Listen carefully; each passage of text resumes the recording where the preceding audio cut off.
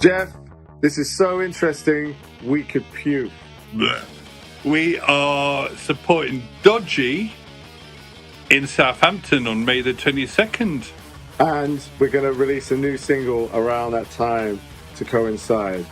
See you there. When I wake up, it's the same, you know. Everybody wants to look at my face. I found a piece of bark because I want to, closing the door because it's noisy out there, tell you about something. This is a piece of bark. It's from a tree, these trees out there, if you're watching the video on Substack or YouTube. You'll be able to see it. And if you're not, you won't. Locking the door in case. I mean, you know, in case nothing, really, just for privacy's sake and for one less thing to think about. Look at this! This is a piece of bark. All right, so in your life, you're given opportunities. Look. Do you see this opportunity? Okay, so you're given this opportunity, right? Now,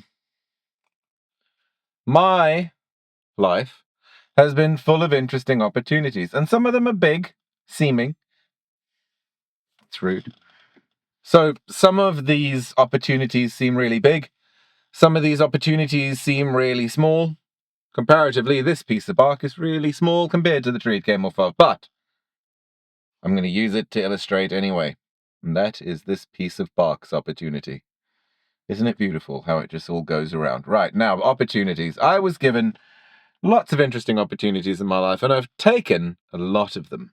Some of them I haven't really noticed until it was way too late, and some of them I haven't even heard about, known about, or been told about until it was way too late, which is annoying, but fine, because everything leads you to where you are. Now, this piece of bark represents all of my opportunities in life.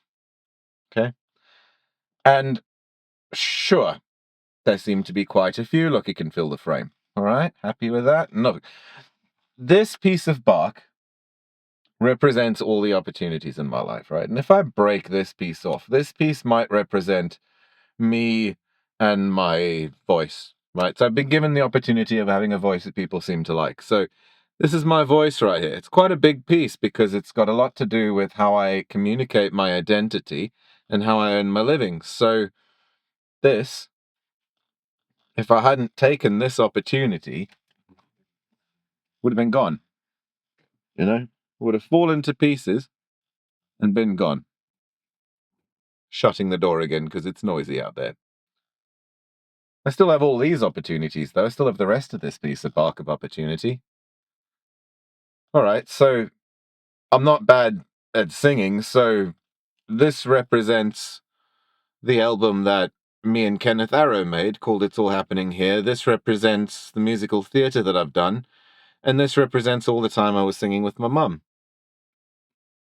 So if I hadn't taken this opportunity of my voice, you guessed it, that too would have been out the door. Thrown in road. So, see this? See this? This tiny little piece here, this tiny little piece of opportunity represents what used to be my level of editing skill. I used to be this good at editing, but I got opportunities in editing when I was this good at editing. And I got better and I got better and I got better. But without this little piece, this little tiny, insignificant, very easily missable piece, I wouldn't have a lot of what I have now through the opportunities that come through multimedia editing, photos, audio, video.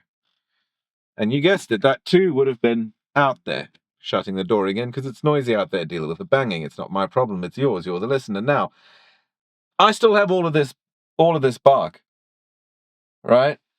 So this piece represents the opportunities I was given because I'm tall. Okay, so if I hadn't used this opportunity to get into roles in theatre or to get into other avenues of life, to climb things, hell, trees, whatever it is, if I hadn't used the opportunity of being tall that this piece of bark represents,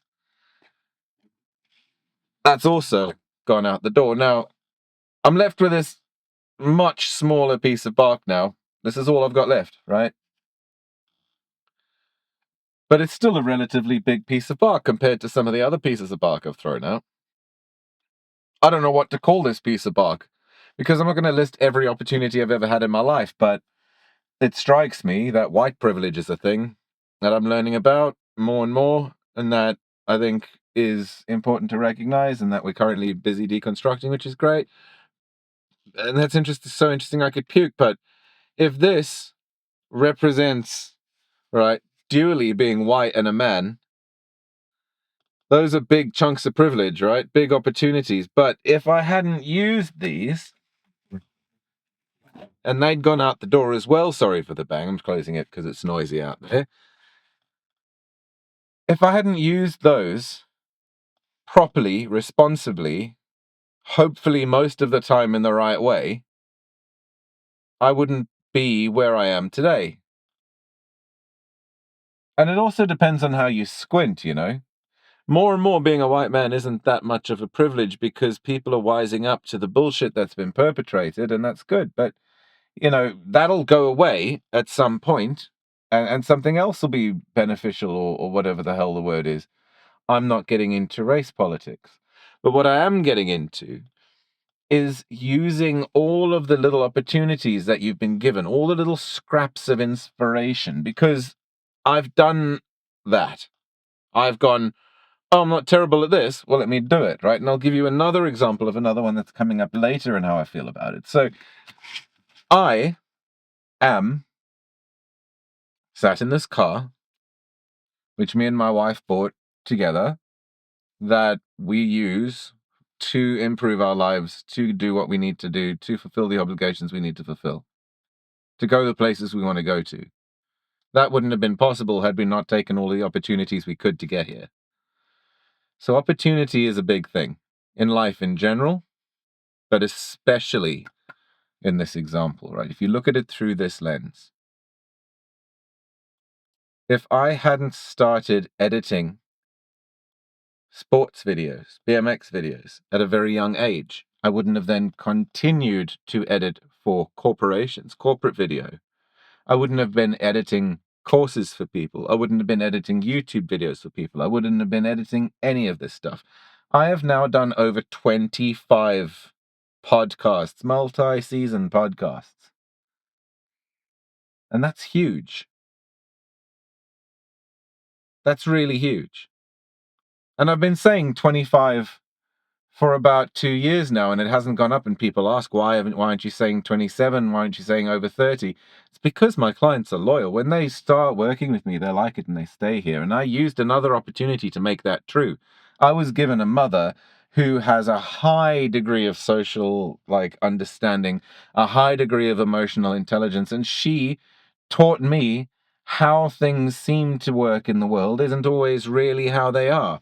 She taught me so many different lessons. She taught me coping mechanisms for calmness, for success, for so many things. She basically taught me everything. And through that guidance, that was my opportunity to then use all of those lessons to build myself up to where I am today, to where I can be sitting here in the car the opportunities bought, talking to you in the camera and the phone that the opportunities bought,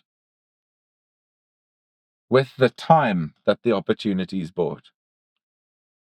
And this is so interesting I could puke. It's all about doing the things that you're good at. Voice that commercial if you have a good voice. Edit that video if you've got a good eye. Sing that song if you've got a good voice. And when people tell you that you're good at things, take the chance on believing them, because yes, you might be embarrassed in the audition room of American Idol, but you'll never know unless you try. If it turns out that Simon Cowell can't handle your caterwauling, maybe someone else can. Have you heard Yoko Ono's music? Have you heard Bjork's music? I mean, I know people who hate the Beatles, and I also know people who think that the Beatles are the greatest sound they've ever heard. Oh my goodness. Opportunity. Opportunity. Opportunity.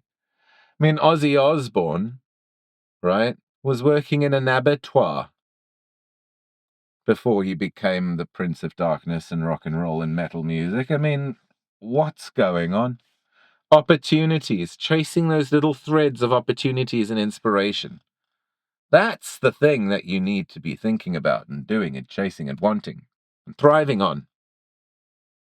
You can't spend your whole life wishing that you'd taken those opportunities. Kenneth Arrow recently came back to me after we did that album together, and he said to me, "Do you want to make another album?" "What do you mean? Of course I do. That sounds like fun. What are we doing?" "Oh, hip-hop this time." "What?" No, he thinks that I'm decent at things because we've been goofing around together on voice notes. Like, he thinks I'll be good at that with no experience, basically, apart from some kicking things around in high school, which was very minimal. So, I mean, I'm not a hip-hopist. I like the genre. I'm going to give it a go. If it's terrible, it's terrible. I've just, preparing for this, listened back to that other album we did, It's All Happening Here, and I mean, that's so interesting I could puke. It's like so much rage, and that's what that album was. It was, all of the vocals are done by me, all the music was done by Kenny Jones. Kenneth Arrow, all the music, me, all the vocals. I mean, all the vocals, all the vocal sounds you hear, that's me. So those things, right? I really want to stress this. Those things were just chances that I took. Those were just inspirations, ideas, thoughts that came into my head. And I was listening back to it and I was thinking, a lot of this works. Some of it doesn't work necessarily like in the traditional sense, but I stand by all of it. And the therapeutic process of like trauma dumping into a musical form is very natural to, I think, a lot of us. It's very natural to me. And I mean, I'm not hell-bent on becoming a musician by any stretch of the imagination. It's just one of the things that I've done, and it's helpful, interesting, therapeutic, and it leads to other things. And that's kind of what I'm trying to get across to you today, is I had to start somewhere. I started editing initially for free for people.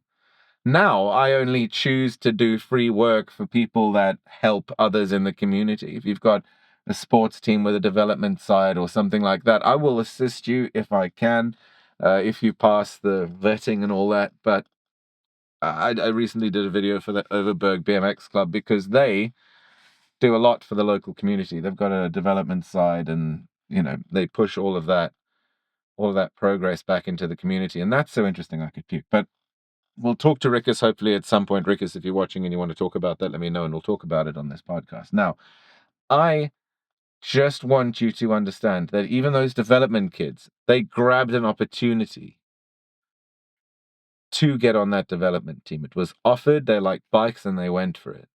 Probably. I need to talk to them and find out how they ended up on the development team because that's so interesting I could puke. I want you to think about this today, tomorrow, every day, the next day, the day after that, fucking 6 weeks from now. Think about opportunities that are there right now, that are sniffing about you right now. And grab those opportunities by the back teeth so it can't get away from you.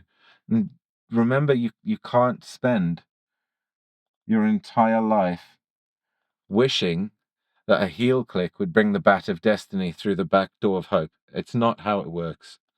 And I just think all of us need to realize that and to feel more and more, ideally, that we'll be okay. And I think that starts with grabbing your opportunities. If you're a good writer, if you think you might be a good writer, write stuff. Start a Substack now. Do it now. You say you will, but you won't. Do it now. If you're good in the kitchen, film it. Take people your food. Eventually, they'll start ordering it. Do things with your life, your time, your money, your efforts, your talents that'll lead you to somewhere better. Don't just sit there festering and hating your life, because if you do that, you're a numpty. You understand me? You're a numpty if you do that. Okay, I love you. Bye.